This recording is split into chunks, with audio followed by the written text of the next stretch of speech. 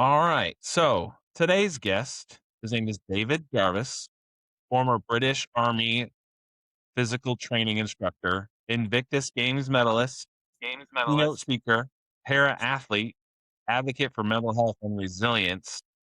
And after nearly 2 decades of military service, David faced medical discharge, PTSD, chronic Yes. injuries, and life threatening type 1 diabetes diagnosis while training for the Invictus Games. Just 3 months later, he went on to Just win three gold. months later, he went on to win gold. David's story is not David just about bouncing back, it's about becoming stronger through adversity. through David, adversity. thank you so much for David, being thank you here, so much and for I'm being here, excited to and hear your I'm story. excited to hear your story. Thank you for having me on. Yeah, man. So, coming all the way from Scotland, like every good story, it's always important to start from the beginning. So, David, what is your story? The problem there is where to start. I grew up here in northeast Scotland, but it's a very rural, very sort of farm-orientated community, and I wanted to get out and travel, and that's what led me to the army, to go and try something different and get into something different. And then it's one of them stories where everything's going well until all of a sudden it isn't, and then when it isn't, it really isn't, and that's essentially what happened when I got medically discharged. And the long story short there is that I had real problems transitioning into civilian life, and the I got led into the Invictus Games because of an array of veterans charities. So the main one being the Royal British Legion. They're the ones that look after Team UK, so all the competitors that represent the country at the Invictus Games. And everything, well, again, long story short there is everything's going well up until a point where it just wasn't again. It's a story of my life for that one. And I just started getting really ill. Yeah. And then all of a sudden I'm basically hanging out my ass on death's door, quite literally. So yeah, it really went that way. So yeah. But yeah, where do you want to start? There's so many ways to go down that route. Yeah, I mean,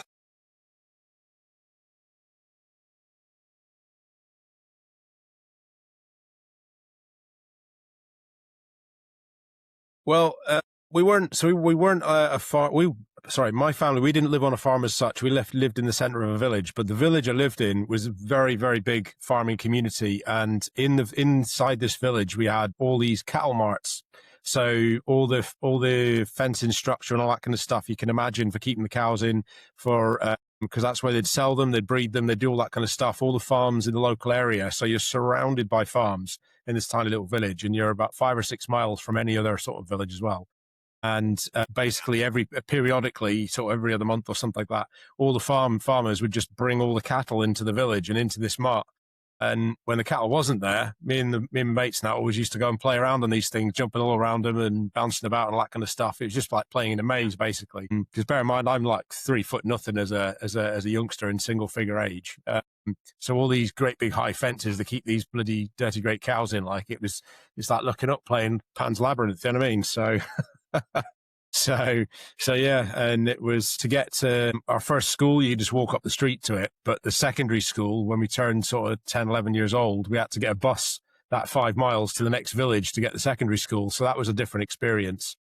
And that's where I started getting the idea of doing my first work and jobs and things like that. My work for us, because we're nowhere near a city, it was things like clay pigeon trap operating. And it was like, that was something else. I look back on that and I think, wow, I'm so lucky I didn't lose fingers doing that job. Because you imagine a machine that launches these clay pigeons, and it was like a great big handle. You'd load these 2 clay pigeons in this arm, and then you'd swing this handle, and at a certain point, and you do that when they shout pull, and you'd swing this handle, and then this arm would launch, and you had to have your shoulders back or you're getting clocked in the arms of this thing. And it was just, wow, it was a pretty death trap, I tell you. So, but yeah, we used to get paid for 3 hours of work. We'd get paid the whopping sum of £10 and a can of Coke and a sausage roll. So, but yeah, that was a typical job. And then in the summer, we'd go berry picking. Yeah. So I'd go pick strawberries and, load them all into little punnets, and then they'd get sold on the markets, and that's how we'd get our money that way. In the October, we'd do tatty picking potatoes. That's why in Scotland we get all the schools get a 2-week holiday in October, and it's called the tatty holidays, because that's typically when the potatoes get picked. So yeah, because tatty is potato in Scottish. So let me think, what else stands out? I'm a proper mummy's boy. I'm a proper mummy's boy. Yeah, still today. I mean, my parents still live in the same village. They haven't moved. You know, they've been there 40 years or so, or I'm not, something like that anyway. And yeah, really close with them. So I'm seeing them again this weekend. We keep in touch quite regularly. So they're close enough where we can just pop across and get a brew, but they're far enough away where they've got to call us first before they come over. You know, I say that in a nice way. It's I am very close to my parents. I'm quite lucky in that respect.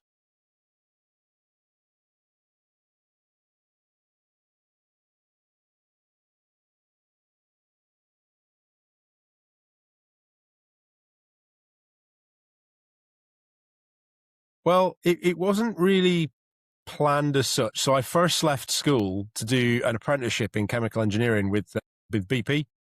And here in Scotland, we've got most of our oil comes in from the North Sea. And you're talking oil rigs that are, you know, I don't know, 50, 100 miles out to sea. We're used to hearing the helicopters flying over because their typical route comes over the villages and out to sea from us, if that makes sense. And my dad used to work on the oil rigs. He worked in the communications huts and all that kind of stuff. That's ultimately how I got into communications, because I saw some of the stuff my dad did, thought it was really interesting. I thought I'll have a go at that. But I started out in that apprenticeship, and I went down to Grangemouth, which is where all the crude oil comes in from the North Sea, and that's where they process it. All the catalytic crackers and all that kind of other stuff, and all the machinery there to break it all down into all its base parts. And I was down there doing that apprenticeship, and I realized very early on that I didn't want to do it, and that led me to the reserve army, the territorial army. And I thought, oh, that's not a bad side hustle. You know, you get to go and play soldier for a weekend. I get paid a little bit of pocket money for my trouble as well. Great. Problem was, I enjoyed it so much, I went, you know what? After about a year of doing it, I decided, right, that's it. I'm leaving the apprenticeship and I'm going regular soldier. That's it. And I used the last of my holidays from the apprenticeship to go and sign the dotted line with the army. I didn't know it at the time. My parents were relatively supportive. So sorry, back to your question. They were relatively supportive, but I found out afterwards, my mum was in tears because she thought I was going to get stationed in Northern Ireland. And over here, Northern Ireland was like a big thing when it was really kicking off. There was always some kind of fighting going on over there. It was always the sort of the nasty kind of warfare, you know, all the sneaky bombs, IEDs and that kind of stuff. And that's what scared my mum the most. I'd go over there. So, but the funny story is I never set foot over there once in 20 odd years. So didn't go there once at all. Yeah. Yeah. So, but no, they were by and large, they're very supportive. Yeah. So we still have some funny story. So that's that cat, the Cheshire Cat from Alice in Wonderland. Yeah. Yeah. So that is 17. No, let me think. I got that in 2007. So that's 19 years old. This cat. I was on my second tour of Afghanistan, and Mum sent me a little care package because we were having problems with mice, and she thought she'd be funny and send me this to scare them off. So there you go. So yeah, I just keep little souvenirs like that, you know what I mean? So yeah, and the other teddy bear that's back there, my mum got me that after I joined the army, and it's one of them, that shop, I don't know if you get it over your way, that Build-A-Bear type shops, and they put like apparently a little heart with some, I don't know, funky stuff on it and things like that. But they make it to measure and all that stuff, and she made me that then. So that's about as old as my military career. So that would have been 2002, I think she got that for me.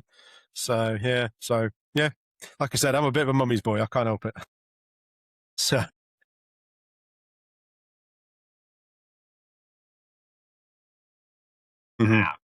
yeah, it's the same with my dad as well. We've got Some people don't. Not everybody has that. Yeah, it is. So my dad and I, we've always been relatively really close as well. And he's that person I kind of fall back on when I need to know things or struggle with things and stuff like that. So being so long in the military and not having my own house, I didn't know some of the basics even of DIY and stuff like that. So even in the last couple of years when I've left the military, I've got my house, my dad's the person I'll call. I think we've lost. Have we got? I think we've lost. I think I'm down to one-man show here. Have we got you back? I'm on a one-man Teams call. Let me. Hey, we got you back. Okay. Looks like we're still recording. So I'll obviously edit that out. Looks like it's still recording there. Yeah. So I've attempted to keep smiling the entire time, so you could freeze frame and get away with it.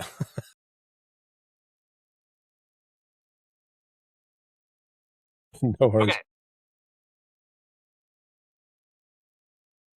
So my dad is like, he's kind of like that rock, the person I fall back on when I need to help with things or don't know things and stuff like that. I mean, like being in the military for so long and moving around so much, I never really had my own place. So the most of the places I was located at were hundreds of miles away, and I never saw the point in buying my own house or I've never been that fussed on uh, having lots of money and things like that. So trying to get my own side hustles and rent properties and all that kind of stuff, it just never flipped my switch. If I was going to buy a house, it was going to be for me to live in, and I just didn't really want to get anywhere that was, somewhere away, that far away from my family. So, I mean, even though I joined the military and away all the time, we've always been relatively close. So we'd always talk regularly, and even now I'm only 30 minutes away and we usually talk once or twice a week. I was on the phone with him this morning, uh, he'll just call me on the way to work. We'll have a little chat and see what's going on. But after I left the military, we're talking a little over 4 years now, DIY is not something that I have a lot of experience with, especially living in an older house. So my house is about 200 years plus old, give or take. I think it was like 1870 something, I think it was built or something like that. And my dad's lived in an older house as well. That's what I grew up in. And if I get stuck with something, I need to go and fix a bit of the roof, or I need to go and fix part of a wall, or, all that kind of stuff, straight away I'll get on the phone to him and say, hey, how do I do this? Or any chance I can get you over for a couple of beers and you can show me how to do X, Y, and Z, So he's that person. If I don't know something, I'll just give him a call and see what he thinks. If I want to bounce ideas off him and things of that nature as well. He's a person who I'm quite happy going out for beers with in the pub, and as opposed to one of my mates, for example, I'm quite comfortable doing that with my dad. And the same with mum as well, to be fair. Although I'm a little bit more polite with mum because I usually get battered around the head if I swear at her. So I could get away with a bit more with my dad. He sees the funny side of it.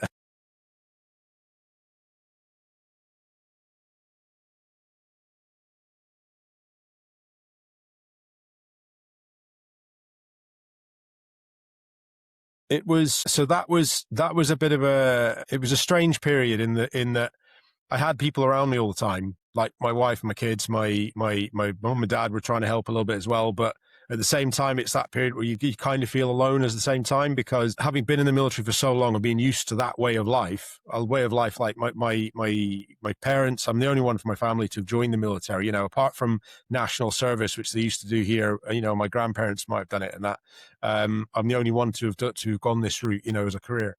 And coming out of that kind of lifestyle, it's hard to for other people to understand when they don't know anything about it themselves, So it was quite challenging transitioning over and trying to figure out what I was going to do.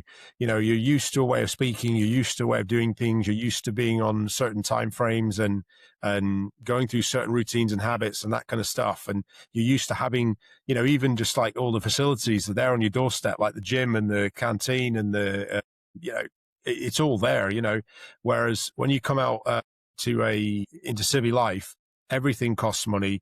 Everything requires, you got to travel to and from it. Those things require you to pay bills that you weren't used to paying in the first place. There's a whole host of things that you've got to get used to. And without people around you who know what that's like, it's hard to share that experience with other people. So I found myself getting stressed out quite a lot, quite easily. I found myself struggling a lot, trying to figure out a way forward, if that makes sense. But in terms of a new career, a new job, I was looking for anything and everything I get my hands on, because obviously I had a family to feed. So from box packing to shelf stacking in the supermarkets to taxi driving to you name it. I mean, I was just lucky I came across this job advert by a guy who turned out to be a veteran as well, an ex-Royal Signal soldier as well, like myself, who knew my job, who was able to say, hey, look, you'd be great in this position here. Let's get you in here. Let's do a little interview. Just go tick the boxes and all that kind of stuff as far as the company's concerned. As long as you tick those boxes, you're in. And sure enough, that was that. And yeah, so I was kind of lucky because I found that post on Facebook. It was just luck, really. And that's what's kept me going since, really. And what's also supports me trying to do my public speaking as well. So,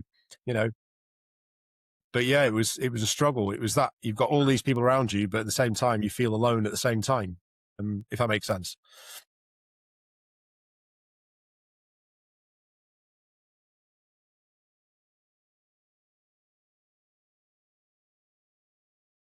Mhm. That's exactly Like, it. Yeah. I mean, so I mean,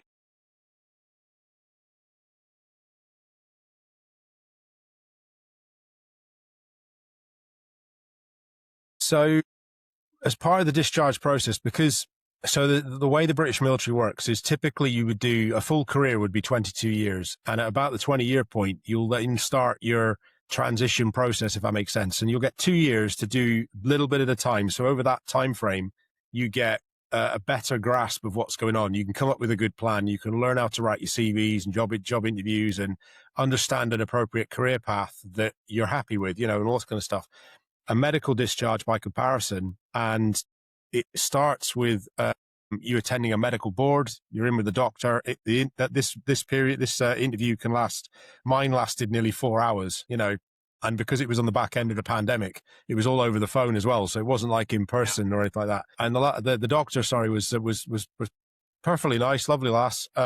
Explained everything to me, heard me out on everything, and I didn't feel bad about the way they'd handled that interview.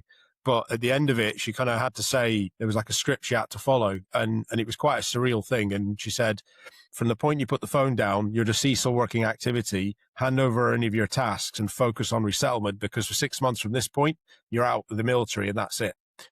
There's no coming back. And it was all very surreal at first, because I'd obviously had none of that. So that 2-year period, none of that had happened. I had no plan. I had no understanding of what I was going to do or how I was going to do it. So me finding that guy on Facebook, that was me clutching at every straw I could to find work. I joined an array of job sites and groups and networking events and things of that nature. And it was in one of those job sites that I'd seen he'd posted this thing. And that's basically how it happened. But because he had that connection, he knew where to place me. But also because of that medical discharge process, those people there also helped as well, because they put me in touch with different charities, if that makes sense. In particular, Combat Stress was one, so I got a lot of help with my PTSD because from them. And then the Royal British Legion, because they looked after Team UK, and they're the ones that kind of steered me and helped me a little bit, in terms of getting me going and helped me get my sort of motivation back and confidence back. Because I mean, at that time, I had no aspiration or even inkling that public speaking could be a possible route forward, let alone actually consider starting my own business or doing any of that kind of stuff. I mean, this all happened after the Invictus Games, after I'd had the trouble with the diabetes and all that kind of stuff. At that time, when I got out, I just wanted to find a way forward. I wasn't really thinking about myself and what I wanted to do. It was more about the fact that I had a family, I had responsibilities, and I needed to protect them and all that kind of stuff. And I didn't know how I was going to do it. And that's basically what they helped me do in a nutshell. They helped me to find a way to do it. So, yeah.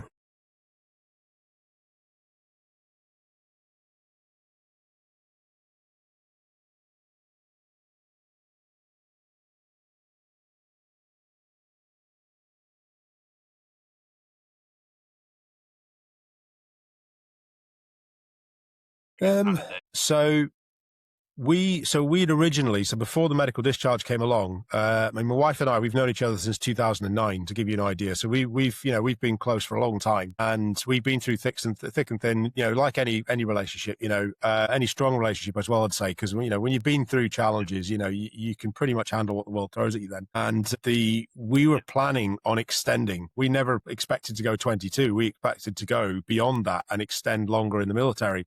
So when I got my medical discharge, we were actually expecting our second daughter at the time. So my wife was pregnant. So the point of that, back to your question, is that Stephanie, her name is, she had her own things going on at that time. And we had started trying to put roots down. So we'd bought our first house in Northeast Scotland.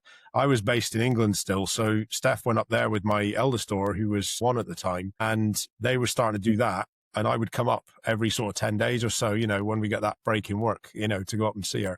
And spend a few days and so on. And when the medical discharge came, that kind of turned all that on its head. And Emily was due to be born in the December, but she ended up coming 4 weeks early, I think, 3 weeks early.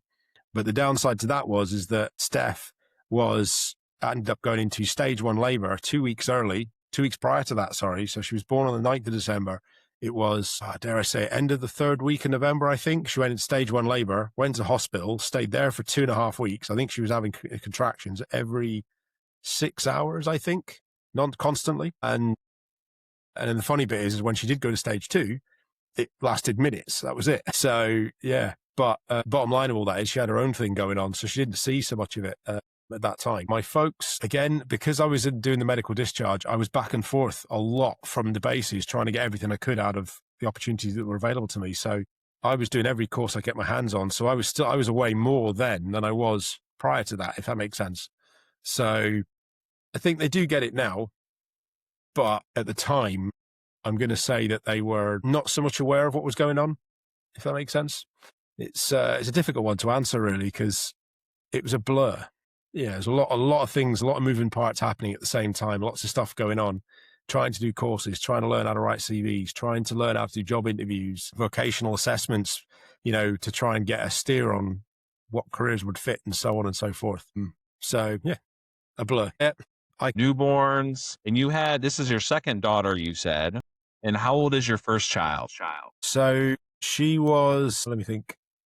So she is 7 in August, and my youngest will be 5 in December. So, yeah, she'd have been 2 when she was born, when Emily was born. So Sophia is the eldest, and Emily's the youngest. Yeah. So that right there, 202 is no joke. We've been there for sure. You have this huge life change happening. You and your wife are kind of like, man, we have got to come together on this. How was that conversation about this new normal? And like, how did you guys pivot, adjust? Like, what was that like? Well, let's see.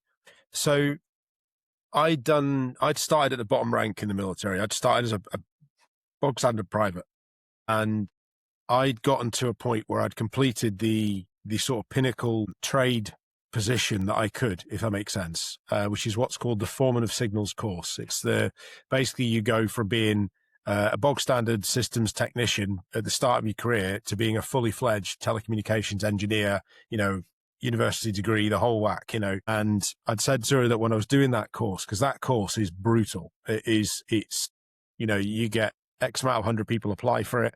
There are maybe 20 positions on this course once a year, and it's an 18-month selection process to get on the course, So out of those several hundred people that might apply, they'll only take 20 at the most. And then it's 18 months long, and you're basically doing an honors degree in telecoms engineering, which might take someone in university, I don't know, 4 or 5 years, I think, I'm not sure. Mm-hmm. We're doing it in 18 months. So that course was infamous. Yeah. It had the nickname called the divorce course, because you're doing 4 hours of studying a night on top of the class every night without fail. There was people in the classroom on Christmas Day, to give you an idea, because we're trying to keep up with the work, it's not a pleasant course to go through. And I told her that once we'd done that I was happily tailor my postings, because I'd move regularly. I'd try and tailor my postings around her and a career she wanted to do, because she'd followed me enough at this point. And ultimately that's why we decided to take the plunge ahead of leaving the military. We'd take the plunge and buy a house. Even though I was based, 7 or 8 hours away in the car, she could start putting down roots, start on that career that she wanted to do, basically start putting down some roots of some kind. It was just really unlucky. Well, same for us as anybody, I suppose, that we bought the house in late 2019, and then the lockdown started from early 2020, didn't it? So that kind of put paid to that one, So they're up there, they're stuck up there. I'm down south on the south of England at this time. And I was working for the British Army's only unit that was still deploying troops to Afghanistan. And this was 2020 now. And because the British military had pulled out already as an army, but we were still supporting NATO. So we were still deploying troops. So I was the operations officer for that particular unit at the time. And I had to be down there. I couldn't just go home like everybody else was. So we were working on a skeleton crew, still looking after guys that were moving out on the ground and so on, so on and so forth. But Steph was able to keep moving forward with her career because she worked for the National Health Service. That was the NHS. So she was considered a priority worker. So she was able to travel and continue working, so to speak. And my youngest, Sophia, she was, because Steph was able to go to work, she got a priority placement in a nursery. So, because they were still operating, the bare minimum, so people could still do, and provide the basic services, as it were. So Steph was able to keep moving forward that way. I was able to keep doing stuff down south, but we obviously had, I think it was about 4 months or so apart, while I was in the south of the country, she was up in the northeast. You're talking roughly 630 miles or so between us. That was about the distance between, in total. But it was, so yeah, we were used to all this. We'd done that kind of stuff, together. We'd been, that was why she was in Scotland and why I was down south. Even when I got the medical discharge, I was in Catterick at the time, which is North England, and that's still 7 hours drive away. Gee. We were used to that way of life, but we were working towards a better one, because I'd said that I wanted Steph to have that little bit way of life, So the point of that was, back to your question, we already had a layer of financial support there. Not ideal, because, Steph was at the early stages of her career at the time. So she, and her wages and her salary reflected that, so we needed me to get a job as well, but we would have had enough to manage, even if we were just scraping the barrel, we'd have had enough, with one wage packet coming in. So we weren't in a atrocious place, if that makes sense, but it would have been a struggle had I not got work as well, if that makes sense. For sure. So, but ultimately that's why I was considering anything and everything, just something to tip us over that on the right side of that red line, on the, the bank balance, I should say. So, but we'd been through some challenges already, and that's what had led us to that position. And that's, you could say that my story into my journey into being a resilient person, several things had happened up to that point, and this was part of that, and that's how we'd got, Steph into that position already, because she'd already moved with me a number of times, even before the foreman's course. So I didn't want that life for the kids. That's why my kids are so young. That's why we started so late, because I didn't want them being bounced around, because I moved on average, I think it was like every 18 months whilst I was in the army. And a move meant a different country, a different unit, different team, different kind of job, different communication systems. It might be satellite comms, might be radio frequency, it could be a very high frequency, could be, the list goes on. But I didn't want that life for the kids. And that was ultimately why we started late. And I didn't want Steph to have to keep doing that either, because I wanted her to have her own independence. And I've always been quite keen on that. I don't want her being dependent on me to better do the things she wants to do. I don't want her feeling like she's got to ask, can I have some pocket money, or can you do this for me, or whatever. I want her to be able to choose, to have that choice, which I think is that the freedom to ask the questions and do what she'd like to do, rather than what she's got to do, if that makes sense. Yeah. In a weird and wonderful way. So my mind. But yeah, you're good, man. Yeah. So you guys had a plan. You communicated. You were so you're able to. The communication is really like what helped. It sounds like what really helped you guys was just being open and honest. Like, here's what I need. Here's what you're doing. Here's what I'm doing. And I guess that seems like to be like a solid, like just having that communication. Even it sounds like you guys even trusted each other too. Like you were able to trust each other with this pivoting. Yeah, we're quite lucky in that respect. I mean, we met online. We met on a dating site. I mean, we lived in completely different locations, different parts of the country, I appreciate, so, I was in England at the time, and it was only a small country, don't get me wrong, by comparison to some of the states in the US, for example, but it's still a fair distance apart. So we had to make a plan to meet, if that makes sense. For sure. Yeah, absolutely. And when you've met someone online, I mean, you hear all the horror stories, being catfished and all this kind of stuff and yada, yada. Yeah. So we met in a very public place, and she had an injury at the time, so she's on crutches as well. And we just started talking. We went, and I can't remember exactly what we did, but we just started talking, and then it just didn't stop really. And yeah, we've kind of been together really ever since. And that was that. Yeah. So don't get me wrong. What relationship doesn't have their fights, you know what I mean? But at the end of the day, it's, if you don't care about something, you're not going to fight, you're just not going to care less, So yeah, I think, without trying to pull the story forward too far, like there's a good video, which you could see it on my YouTube channel as well, on Speaking SBC, the medal ceremony, which I'm sure we'll get to it all at the end anyway. But the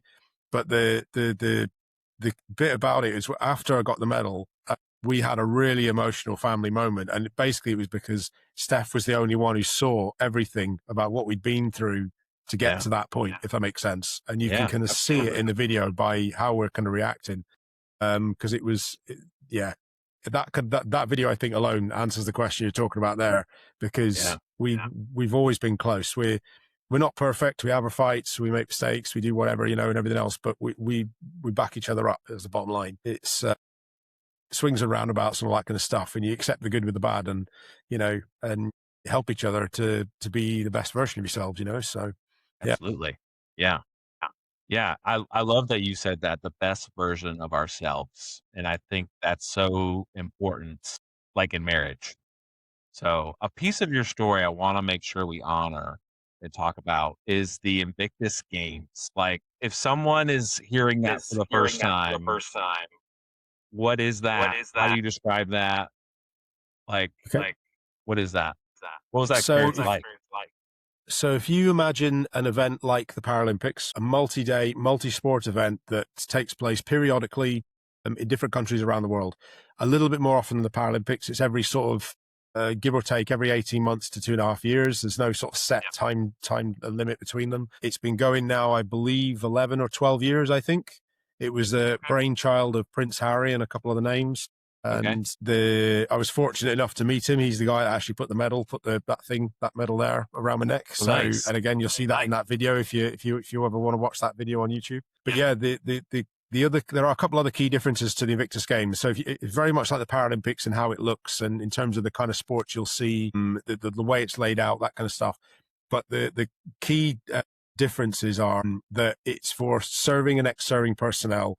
The purpose of it is to basically support those people, from their respective countries who've served in their country's armed forces or are still serving. It's to support them after they've found themselves on something called the WIS list, the wounded, injured, and or sick list, in a nutshell.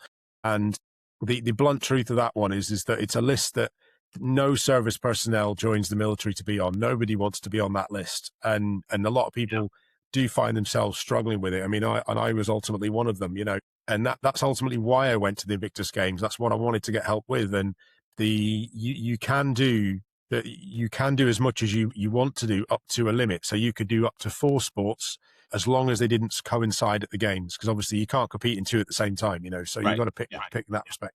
So I picked 4 different ones, and the main aim of that was to milk everything that I could out of it. I just wanted to get as far down that recovery journey as I could, because I had all these injuries, I had my problems with my own mental health, and the PTSD are rubbing into it as well.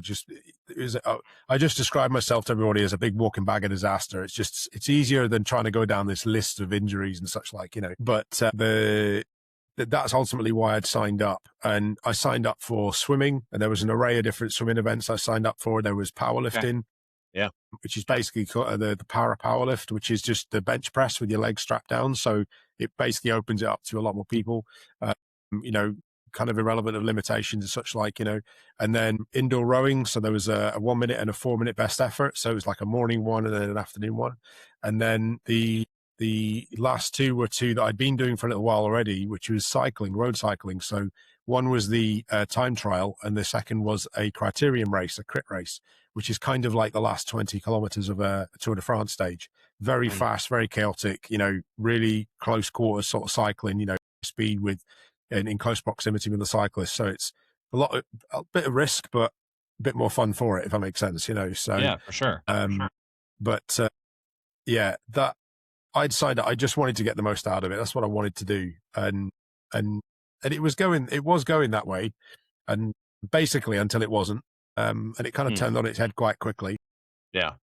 I'd gained a little bit of weight after getting out of the military. I drank a bit too much. I'd eaten too much crap, and usual story, and just not looking after myself. And I was watching my weight as I'd gotten into the training and doing all the stuff, for the games and attending the training camps and such like. I wanted to try and lose some weight. I knew how to do it. I've got a lot of background as a physical trainer and such like. And everything was going fine. And at the beginning of May in 2023, I was 86.5 kilos, give or take.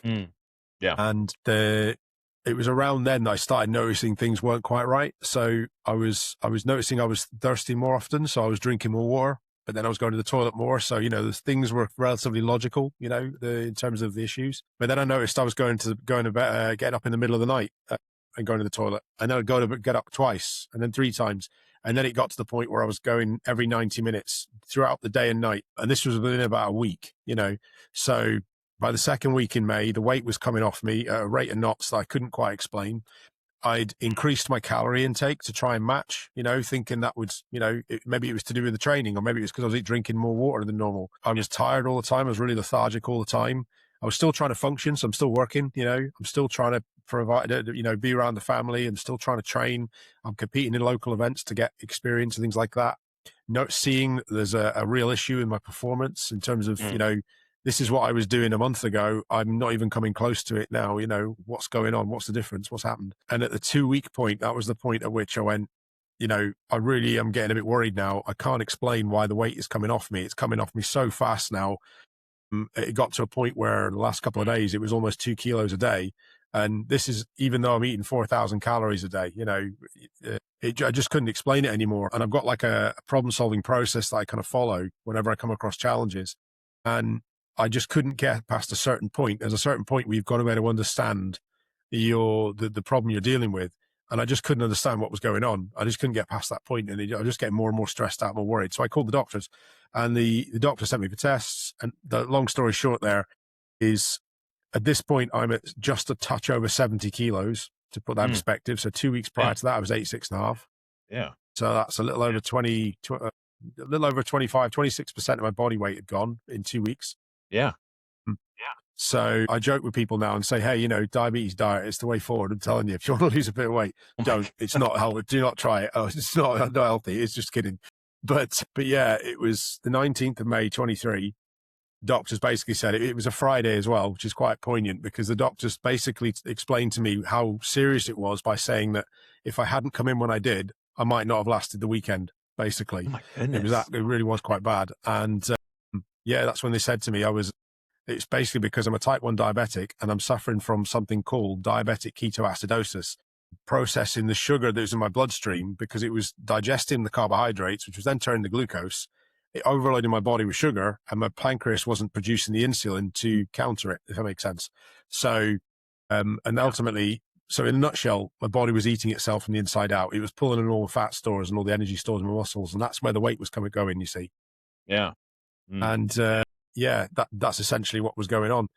They gave me the advice you'd expect to get, you're really not well. It really is serious. You need to think about, dropping out of the team, focusing on your health, and just accepting that this is just not the right time, which is a bit of a pill to swallow, because after everything else that's gone wrong, this was only a year earlier that I just got out of the military. The significance of that is that typically type 1 diabetes happens earlier in life, much earlier with kids and that, it's usually hereditary. So you'll get it directly from a parent. In my case, neither of my parents have got it. None of my brothers and sisters have got it. I'm one of 5. And the doctors think that the other way to get it, which is a lot rarer, it's later in life, and it can be caused by damage to the autoimmune system. And that's what they think happened. And they think that's because of the stresses that I went through that medical discharge process. Yeah. And it didn't show itself until that moment, and I convinced them to give me the weekend to think about it. And I just kind of decided that I kind of went through my process the following morning, and I just decided that, if I'm going to keep going for it, I've got to set a target that's going to keep me focused on it, because it's going to be a nightmare to do this. It's going to be an incredibly difficult challenge. So the significance of my goal has got to match the scale of my challenge. It was kind of like an epiphany moment I had. And that was the moment I went, you know what, bugger it, I'm going for that thing. So if I'm not going for that thing, I'm not going at all. As simple as that. And that's where everything changed. The recovery journey I went there for completely got completely parked, sidelined entirely, and all the focus shifted on trying to learn to live with this condition, and compete as well, I should say. So, yeah. So long story there, apologies. But the reason to say that is because where I had been on that recovery journey before, and I had been trying to milk everything I could out of that experience, I'd been getting guidance and things like that with my injuries. They'd sent me for x-rays on my back because I'd had issues with my back, and I'd put it down to other things. It turned out that I had a permanent spinal defect, which was causing the back pain. And the occupational health teams and the medical teams in the army had basically misdiagnosed it and treated it as a typical squatty injury. So if I hadn't gone to the games and gotten on that recovery journey, that things like that would never have been noticed, you see. I'd have just kept popping the painkillers and doing my exercises thinking that had been it. But that's what I was trying to do. But that all got parked. I got that x-ray in before that, of course. But it all got parked for that. So my experience in the Invictus Games changed quite dramatically from that point. All the focus got turned on trying to learn to live with this condition and do all this training and go through all the nuances and the stresses of traveling about and going to the training camps and getting overseas to Germany and doing the games and so on and so forth. And it was that video that I mentioned earlier. It's you see just how much stress we'd gone through. I say we because Steph saw it. She saw all of it because she saw everything that happened at home.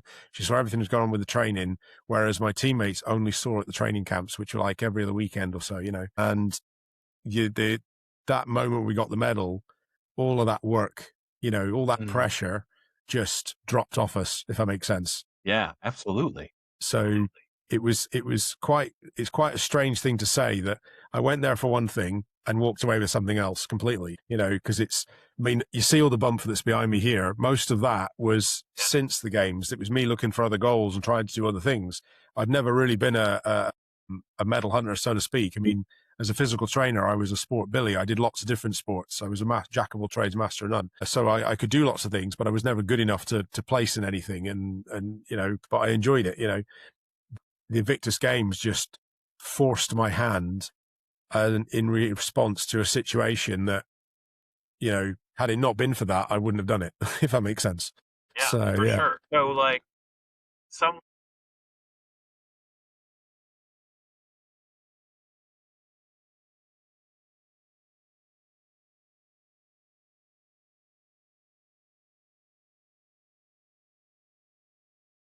it's not your story.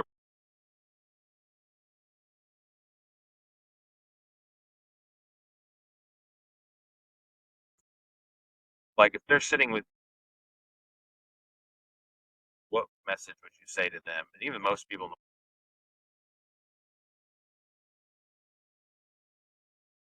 So, do you remember the movie The Crow with Brandon Lee? Yeah. So one of my all-time favorite movies. Very good actor. Real shame that he died in the making of that. But there was a particular line that always stuck with me. I mean, this movie came out, I think, correct me if I'm wrong here, I think it was like the late 90s or something like that, I think. But so it's been around a while. But there was a line in that movie where he's basically his partner was brutally murdered, and he comes back from the dead to take vengeance, basically, and all that kind of stuff. And he meets this other character, and he's trying to get understanding of what's going on. And Brandon's character is telling him that, Shelley, his girlfriend, she used to love the little things, but he used to think they were kind of trivial. And he looks at this other character and he says, "Believe me, nothing is trivial." And that line always stuck with me. And that, I think, is the message I would give to people, is that it's the little things that make the difference. There's no big thing that you need to try and get. There's no, crazy.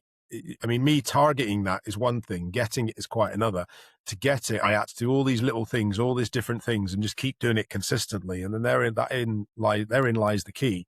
It's the little details done consistently. So that then leads to the bigger stuff further down the line, if that makes sense. It's that example where consistency beats talent every time, if that makes sense, at least most of the time, in my humble opinion. Because I describe resilience when I talk about it with people as, I call it the safety net of resilience. And you get a net and you get strings crisscrossing to make a net, right? Each one of those strings pulls on something else. Take your income stream, for example. If you have one job and you lose it, that's all your income gone. But if you've got multiple sources of income, so let's say you might sell things on eBay, you might have a full-time job, you might have a part-time job, you might be trying to set up your own business, you might do a bit of trading on the stock market, multiple different things. It might be like, in our household, we've got two of us, we're both working, we've got two incomes coming in. But the point is that each one of those would be a string. a different string, and then you've got, you might have 2 cars in your household. So if one breaks down, you've still got the other one. So, that's another string. You've got your house, or you've got solar panels on the roof. So if your electric goes down, you've still got that source of energy to pull on. You might stock up on batteries or things of that nature, additional water supplies to your mains. All of these different things, layers of redundancy and such like, they're all strings in that net crisscrossing. So when that challenge hits, the net catches it, if that makes sense. So, and that's why I call it a safety net of resilience, that it catches that challenge and allows you to absorb it like a net so that you can carry on with your normal routine. And that's the key, is all the little things, all the little foundational things that we do in our lives to allow us to maintain that routine and protect our way of life, if that makes sense.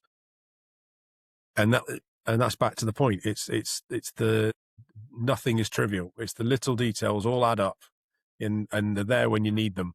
That's the key to resilience. It's not something you go and get when you need it. It's something that's always there in the background because you're keeping on top of stuff, in a nutshell. Right.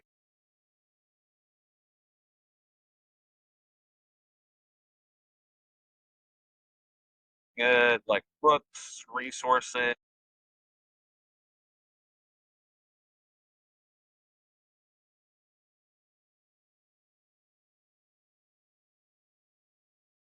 Yeah. So the easiest one is to go to my website, speakingsbc.com. The links to all my social channels are in there. I'm on Facebook and LinkedIn and so on. I am writing my book at the minute. Most of what I do face-to-face or virtual. So I am open to virtual talks as well. So for anywhere in the world, I'm quite happy with timings and such like. So I'll work with any group that wants to get in touch. But yeah, I'm trying to do my own little YouTube thing where I just talk about little snippets of resilience and the different things that we can do to make ourselves more resilient. But I'm still sort of in my early days at the minute, so I will have some products to potentially that people could get their hands on eventually. But I'm about, dare I say it, 30,000 words into my book. I'm aiming at 35,000, I think, cross between a personal memoir and a how-to guide, how to be more resilient. So, but yeah, early days, yeah. But yeah, the website's the best place to go.